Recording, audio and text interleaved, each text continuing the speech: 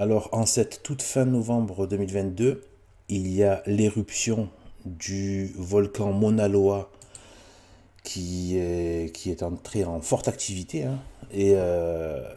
Et en fait, bon, j'essaye de faire un petit peu de contre-propagande scientifique, parce qu'à chaque fois qu'un moindre phénomène naturel de la création de Dieu est en jeu, alors les bouches ignorantes qu'on appelle scientifiques viennent pour soi-disant expliquer les choses. Ils disent deux ou trois points techniques, bon heureusement, hein, vu qu'ils sont grassement payés pour produire quelques analyses sur du terrain, ok. Mais en fait, ils ne savent pas grand-chose. Et sont surtout là pour interdire toute conception surnaturelle de la création de Dieu. Ils ne savent pas grand-chose parce que la science, sans avoir comme principe supérieur la théologie, la science est aveugle. Elle n'apporte que de l'aveuglement, c'est-à-dire un regard vide, pour ne pas dire livide, sur la matière. Ils utilisent surtout la moquerie, la vanité sociale, la calomnie, le silence radio sur ce qui les dérange, le bluff. Si vous ne cédez pas, si vous êtes assez, comment dire, aguerri pour ne pas tomber dans la honte sociale, alors ils deviennent méchants et agressifs et donc bon, ils vont essayer de trouver des moyens de vous faire taire, des moyens de vous accuser, de vous prêter des intentions qui ne sont pas les vôtres, c'est-à-dire la calomnie. Voilà, s'ils peuvent faire après, voilà, s'ils peuvent appliquer des moyens de pression ou de la violence, ils le feront. Et ainsi font leurs perroquets qu'ils ont endoctrinés. Vous regardez bien tous les perroquets qu'il y a sur Internet en train de répéter les bêtises de ces pseudo-scientifiques qui sont eux-mêmes des ignorants. Ils ont le même comportement que les scientifiques. Ils se mettent d'un coup à vous mépriser, à se moquer. Tout de suite, c'est la moquerie. De suite, ils sortent de la moquerie. Des smileys qui rigolent. Enfin, c'est vraiment mais bon, faut pas se laisser bluffer par ça. Vraiment, il faut s'aguerrir et demander à Dieu et à Sainte Marie de nous aguerrir à ce niveau-là. De ne pas savoir comment. En fait, ils réagissent tous de la même manière. C'est pas si compliqué que ça, en fait, hein. Ils réagissent tous de la même manière. Ils sont tous endoctrinés.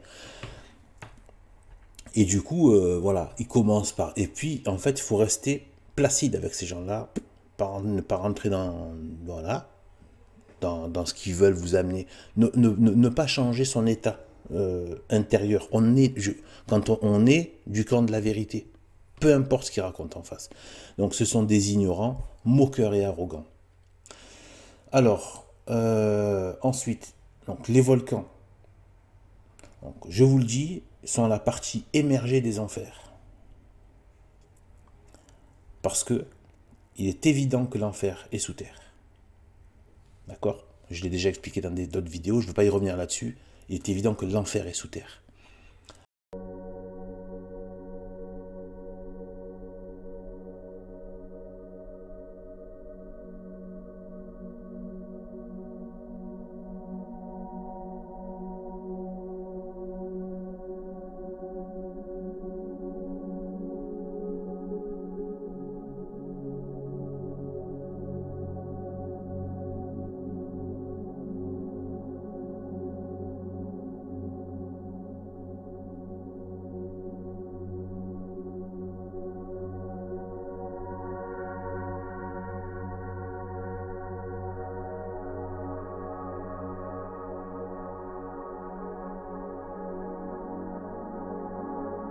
C'est pourquoi les moments historiques mauvais en rapport avec la révélation biblique sont accompagnés de tremblements de terre et d'éruptions volcaniques. Bien des choses nous échappent. Il est évident que les tremblements de terre sont liés à l'activité volcanique. J'ai montré donc, la photo et vous pouvez aller le vérifier vous-même et comparer entre les zones sismiques et les zones volcaniques, qui fait fondre des parties dures dans les profondeurs de la Terre. Et du coup, ça crée du coup des mouvements des fonds de la Terre qui créent des tremblements de terre au-dessus, forcément. Mais rien ne se fait sans la permission de Dieu. Et l'activité volcanique doit être régulée par des anges missionnés par Dieu. Oui, de la même manière que ce sont les anges qui s'occupent de la nature, de la reproduction, des végétaux, des animaux, etc., même des êtres humains, avec l'équilibre du nombre de femmes et du nombre d'hommes, etc. Ce sont les anges qui s'occupent de ça sur la terre. On oublie un petit peu trop qu'il y a l'action des anges hein, qui maintient l'ordre de la création de Dieu. Eh bien, les enfers aussi, mais c'est qu'en fonction des activités humaines, plus les êtres humains sur la terre se moquent de Dieu, se moquent du Christ, se moquent de la révélation, se moquent de Sainte Marie, plus on a des antichrists, et surtout les antichrists qui sont dans l'Église, qui occupent l'Église, qui ne sont pas catholiques, eh bien, là, forcément, il y a des châtiments qui ne sont pas forcément d'ordre de la nature, mais la nature aussi peut entrer en jeu. Ça peut être bien évidemment avec, par exemple, des ennemis qui nous envahissent et qui peuvent nous vaincre, même facilement. Pourquoi? Parce qu'il n'y a plus la protection de Dieu, il n'y a plus la grâce de Dieu et les forces de lumière qui sont avec nous. Donc forcément, on devient faible face aux forces des ténèbres.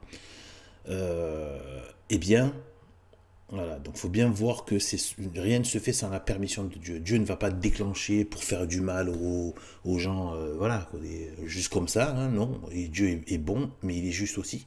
Et donc il peut très bien utiliser, il a déjà fait dans le passé avec le déluge, etc. et bien d'autres choses, Sodome et Gomorrhe, etc. Il a déjà utilisé des phénomènes de la nature pour, voilà, donc pour châtier des mauvais comportements. Et voilà, donc c'est pourquoi ça c'est très important, parce que si vous voulez y comprendre quelque chose à la création et même simplement garder la foi dans le Christ, son amour, sa justice, sa vérité et sa sainte mère, il faut perdre ce qui s'appelle le respect humain. Le respect humain, comme je l'ai lu hein, d'un texte de l'abbé Baudran que vous pouvez retrouver sur ma chaîne,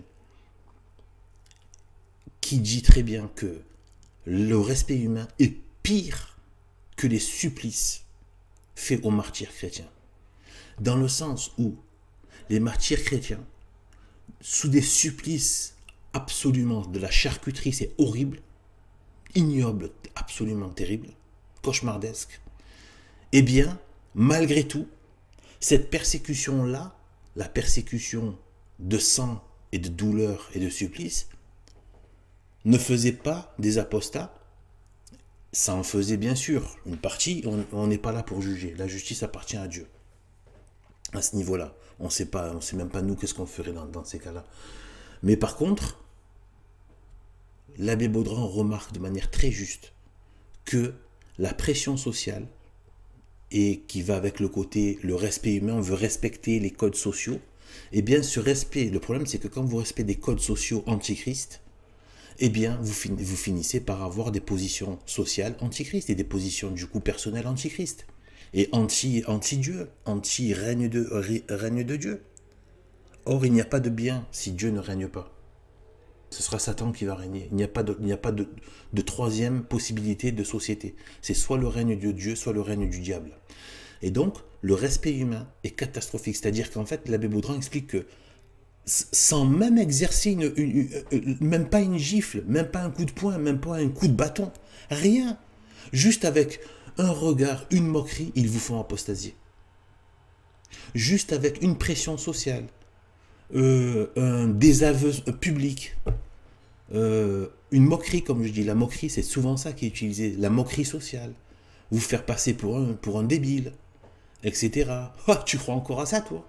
Donc ce genre de choses-là sont extrêmement redoutables. Et c'est pas pour rien que le démon, même s'il garde toujours les couteaux de la paix, hein, les couteaux de, entre guillemets, la paix, dans le sens où il n'exclut pas forcément de vouloir essayer de refroidir les zélés avec la violence physique, mais le démon sait très bien que bien plus efficace que la violence physique,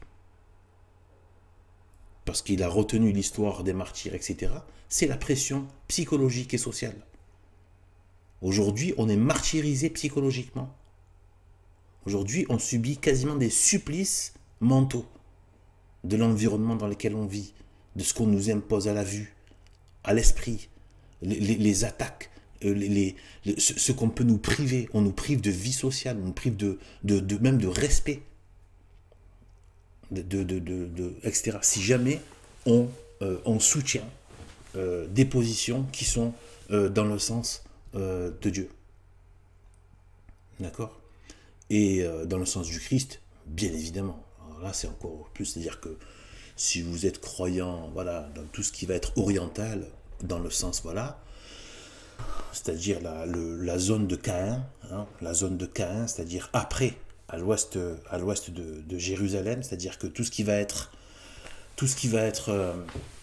islam, bouddhisme, etc. Donc ça, on va vous laisser, voilà, et la gnose, hein, forcément, hein, qui est un mélange aussi avec pas mal de bouddhisme, etc. Et bien là, on vous laisse. On vous laisse, et même, voilà, limite, on fait des conférences pour dire à quel point vous êtes tellement spirituel. Même des gauchistes qui, tout d'un coup, se mettent à être très conciliants avec la religion. Les mêmes qui crachaient ouvertement, qui disaient la religion, l'opium du peuple. Non, non, ce qu'ils voulaient, c'était attaquer le Christ. Le christianisme, c'est pas la religion. Ils savent, ils sont en train de mettre en place une religion qui s'appelle la religion noachite. Et pour ça, je renvoie aux travaux excellentissimes de Pierre Hillard sur ce sujet. Et moi-même, je vais en reparler dans d'autres vidéos si Dieu me prête vie, si Dieu me le permet aussi.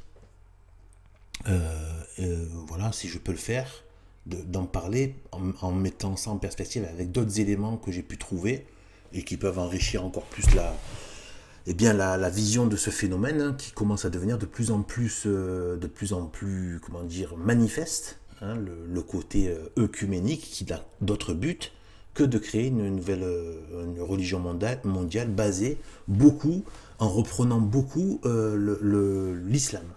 En reprenant beaucoup l'islam, mais je ne pense pas qu'ils vont garder un islam tel qu'il est, le côté l'islam salafiste. Non, ils vont garder un fond islamique le mélanger avec un côté gnostique, gnostico-moderniste, tout en tolérant toutes les débauches à côté de ceux qui ne veulent pas adhérer à ce culte noachite. Donc voilà, ça c'était pour jeter un regard quand même un peu plus croyant sur ce qui peut se passer quand il y a des phénomènes naturels. Alors comme cela, moi concernant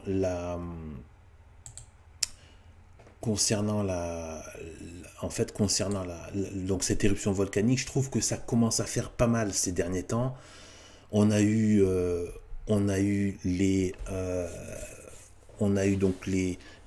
ciel rouge, hein. Faut pas oublier que le ciel rouge c'est catastrophique, hein, en termes d'annonce, hein. Le ciel rouge en Russie, en Chine. Ciel rouge, c'est c'est ce qui s'était passé à la veille de la Deuxième Guerre mondiale, hein. J'en ai fait une vidéo aussi là-dessus. Vous tapez ciel rouge, voilà, dans ma chaîne. Et on a eu donc ces phases de grêle là, terribles, avec des inondations terribles sur toute la Terre. Il n'y a pas si longtemps que ça. Mais les gens, c'est comme pour les déluges. Les gens se disent, oh, c'est rien. Ils ne veulent pas comprendre. Pourtant, Dieu a bien dit dans la Bible qu'il peut utiliser des phénomènes naturels pour dire attention. Voilà. Dieu ne va pas vous faire une conférence, hein, voilà, je vais vous expliquer les choses. Non, non, non, non, non. C'est pas l'homme qui vient, qui pose ses conditions. Dieu a sa façon de parler et c'est la meilleure qui soit. Donc là, parce que lui est ce qu'il y a de meilleur. Donc du coup, et bien ça, et là, on a maintenant une augmentation de l'activité volcanique. Voilà. Et moi je pense que forcément, donc par rapport à cette vidéo aussi, il peut y avoir du coup une augmentation de tremblements de terre, forcément, parce que moi je fais le lien, voilà, avec le... Voilà. Et donc les enfers, hein, c'est l'activité des enfers. Donc là, on a eu le ciel rouge, les intempéries terribles avec des grêles. Il y a pas, si je crois que c'était au mois de juillet, il y avait de la neige en Allemagne, quoi. Je veux dire, c'était de la neige, énormément de neige en Allemagne. Voilà, plus des grêles qui ont frappé. Vraiment, ça a été terrible, des inondations, etc. Donc je me répète un peu, mais c'est pour dire, parce que malheureusement, il faut, voilà, toujours appuyer avec notre esprit, hein, qui a tendance à être fuyant comme ça. et, et qui a bon, tellement d'informations que du coup, bon, bah, c'est un peu dur de, voilà, d'intégrer certaines choses. Et là, maintenant, activité volcanique qui peut aussi entraîner voilà, des tremblements de terre, mais aussi déjà des catastrophes volcaniques, hein. Les gens se croient. Regardez des vidéos là, de catastrophes naturelles sur des inondations terribles. Mais je vous dis, mais c'est. La vanité humaine, elle se prend une gifle, mais vite fait, hein. C'est pour ça que Dieu montre. Et c'est rien pour Dieu. Pour Dieu, c'est comme si vous remplissez un verre d'eau. C'est même pas, c'est rien pour Dieu. Mais je veux dire, vous imaginez. C'est rien. Regardez dès qu'il y a dès qu'il y a des grosses inondations. Vous vous sentez tout petit, hein. Moi, j'ai déjà été en roulant, puis d'un coup tomber sur des endroits de tempête. Mais tu peux mourir. Il y en a plein des gens qui sont morts comme ça. Bon, voilà, tu peux te faire embarquer. Il y a des torrents de boue qui déboulent des collines. Voilà, j'ai vu en camping d'un coup, une tempête d'un coup, les arbres qui se penchent, j'ai l'impression qu'ils vont tomber dessus, quoi. C'est terrible, hein. Je veux dire, vous êtes rien du tout, quoi, en fait, hein. Et là, la vanité, tant que la vanité, oh, moi, tout, se gonfler, machin et tout. Dieu, un simple volcan, il suffit de un peu de fumée toxique et des villes entières, des villes entières, des peuples entiers peuvent disparaître rapidement. Donc voilà, c'était pour mettre un petit peu voilà, cet accent-là sur cette éruption à Mauna Loa. Voilà, salut.